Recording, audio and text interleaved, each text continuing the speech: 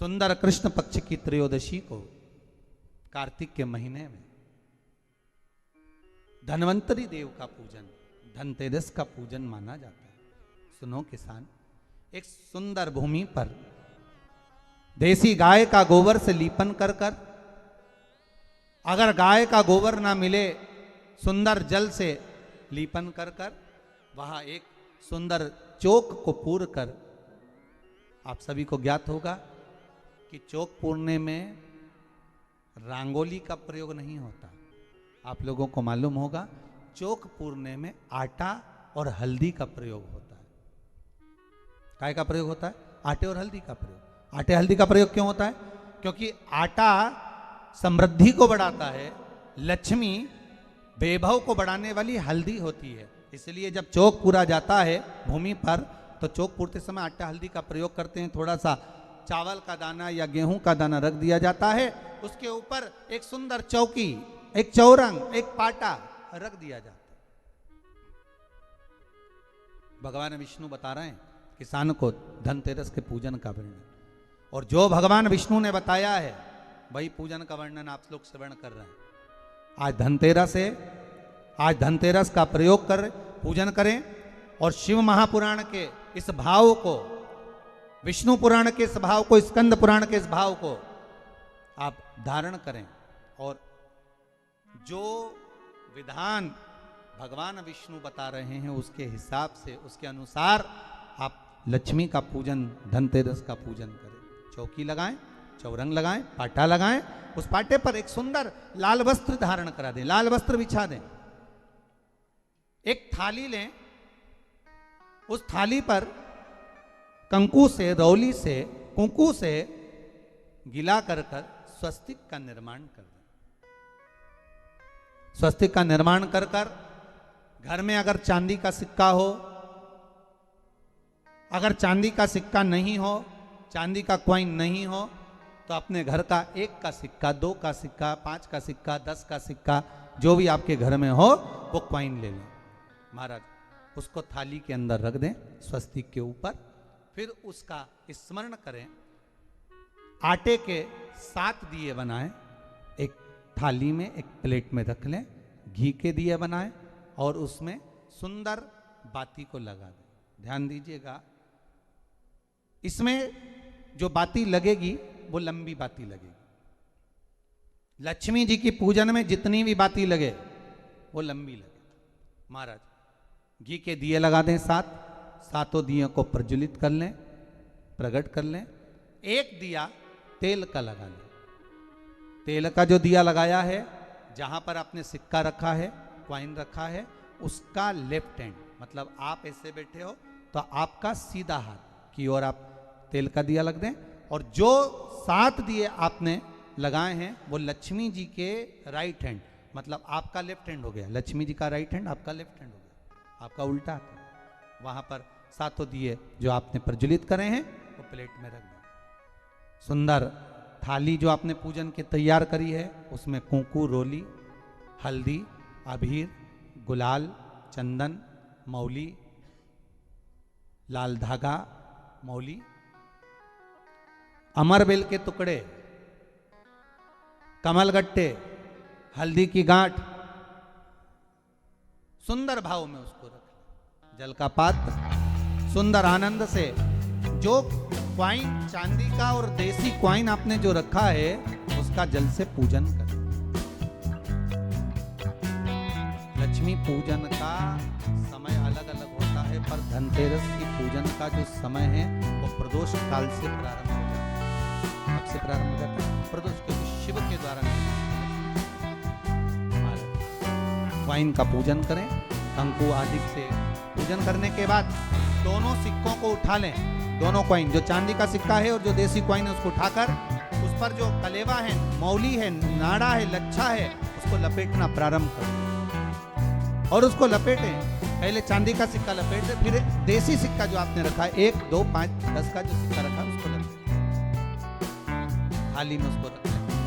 फिर वापस उस पर जल का छींटा देकर उसका पूजन, हल्दी, रौली, मौली, चंदन आदि लगाकर सुंदर भाव से चावल को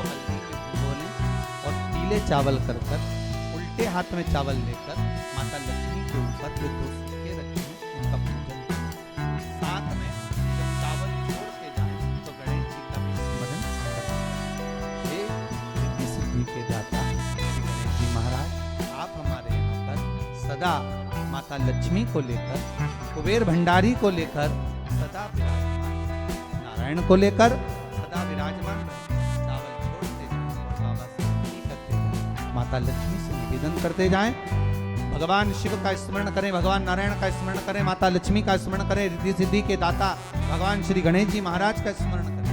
छोड़ दें, जब चावल पूर्ण छोड़ दें में पूजन पूरी तरह से हो जाए, तब साथ सुंदर आनंद से अमरबेल के टुकड़े, अमरबेल वृक्ष पर एक पीले कलर की बेल फलती है, उसमें पत्ते नहीं होते, वो किसी भी वृक्ष पर डली रहती है, वो अमरबेल कहलाती है। ये अमरबेल लक्ष्मी पूजन में समृद्धि के लिए, मकान के मुहूर्त के समय पर, गृह प्रवेश के समय पर बहुत कार्य।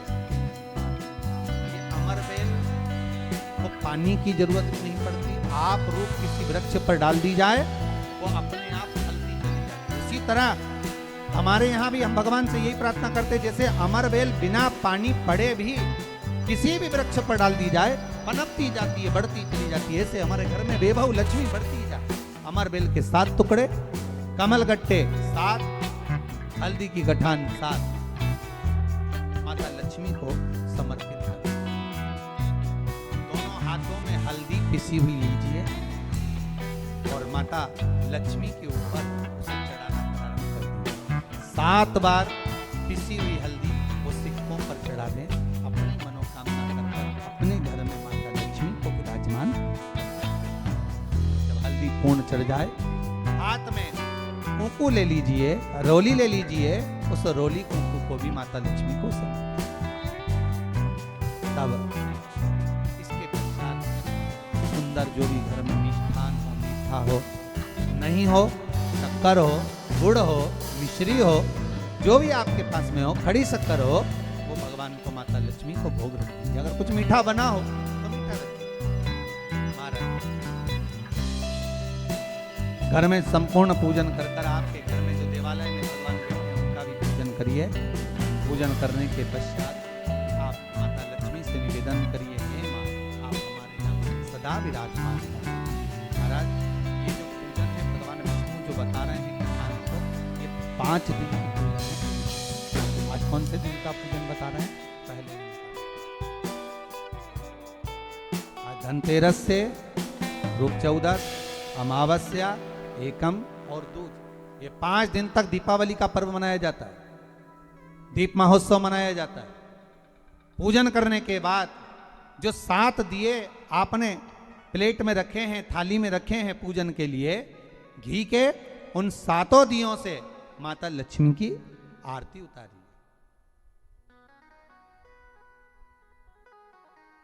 उन 7 दियों से माता लक्ष्मी का पूजन करिए, माता लक्ष्मी से विनती करिए, मां हम आपके पुत्र हैं, मां आप हमारे घर का रास्ता भूल गई हो, मां बहुत कष्ट है, बहुत दुखी है, पर भगवान शिव पर विश्वास कर कर, कुबेर भंडारी पर, कुबेरेश्वर महादेव पर विश्वास कर कर, भगवान नारायण के सुंदर प्रसंगों पर विश्वास कर कर, मां भगवान शंकर का अनुमोदन कर कर, हे मां आप हमारे घर में विराजमान हो, मां आप हमारे मार्ग को, हमारे घर को, हमारे घर के रास्ते को, हमारे घर के द्वार को आप भूल गई हो, मां। हे बेबहू लक्ष्मी, हे धन लक्ष्मी, हे संतान लक्ष्मी, हे मां लक्ष्मी, हे धान्य लक्ष्मी, आप हमारे घर में विराजमान हो। 7 दीप जो प्रज्वलित करे हैं उससे माता की आरती उतारिए, फिर माता को झोली पसार कर प्रणाम कर कर भूमि पर नमन करो। जब झोली पसार कर प्रणाम करें, झोली को अपनी ओर गिरा लें और माता को नमन कर कर जो 7 दिए आपने लगाए हैं, उन 7 दिए को अलग अलग स्थान पर ले जाकर, जैसे घर के हॉल में, एक रसोई घर में, एक जहां पर आप लक्ष्मी रखते हो उस स्थान पर, एक घर के द्वार के पास में, एक तुलसी के क्यारे के पास में, ऐसे अलग अलग 7 स्थान पर उन दीप को रख दिया जाए महाराज।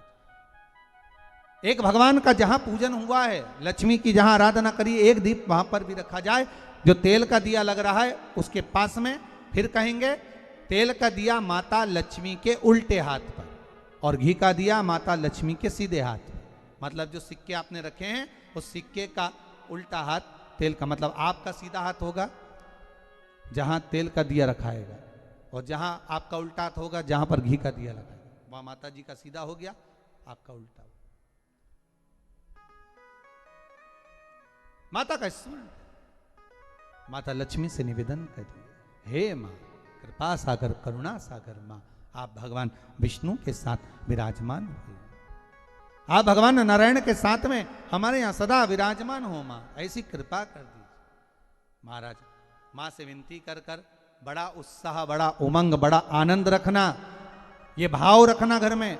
भगवान विष्णु कहते हैं किसान से, हे किसान आपने अगर धन्वंतरी की पूजन करी है, धनतेरस की पूजन करी है, कोई वस्तु कोई सामग्री अगर आप लेकर आए हो, कोई पात्र लेकर आए हो, कोई तांबे का पात्र लाए हो, जो भी वस्तु आप नहीं लेकर आए हो उसका भी पूजन उसी दिन कर लेना चाहिए।